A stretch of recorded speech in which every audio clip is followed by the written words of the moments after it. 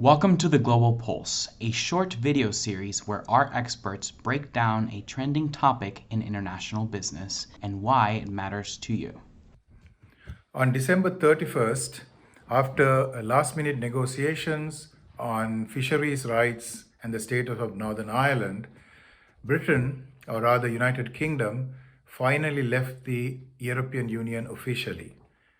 Brexit was finally done. Now, what does that mean?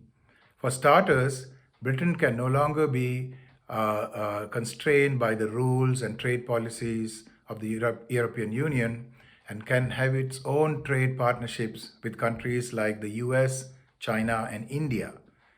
Second, with Brexit, Britain will be out of the single market and the customs union with countries in the European Union.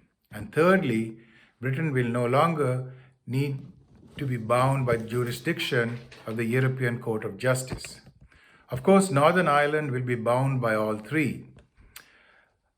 Another thing that the Boris Johnson government managed to negotiate is zero tariffs and zero quotas on goods trade, right? Even so, anytime goods pass the border between Europe and Britain, they still have to go through approvals by the customs officers, fill in a whole bunch of paperwork, and make sure that the destination of the goods is exactly verified by the law and by the rules of engagement.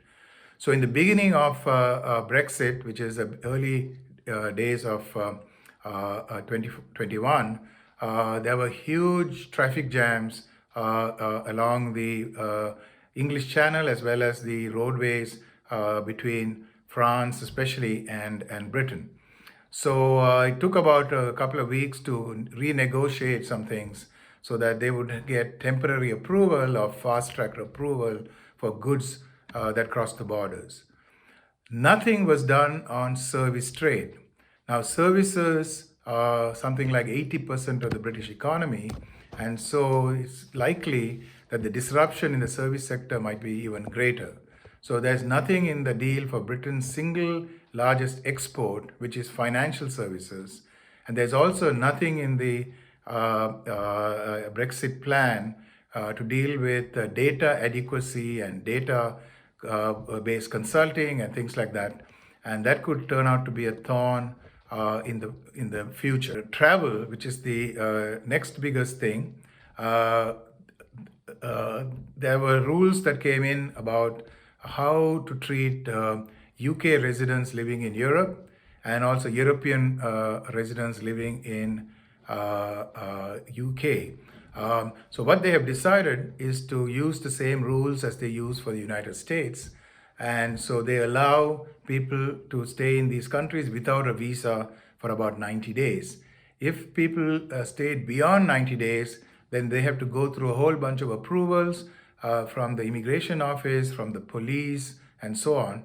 And also, there were lots of rules now about buying property in each other's countries and also getting employment from each other's countries. So what they have decided is that, at least what UK has decided, is that they're going to use a points-based system like they use in Canada for allowing immigration from Europe into Britain.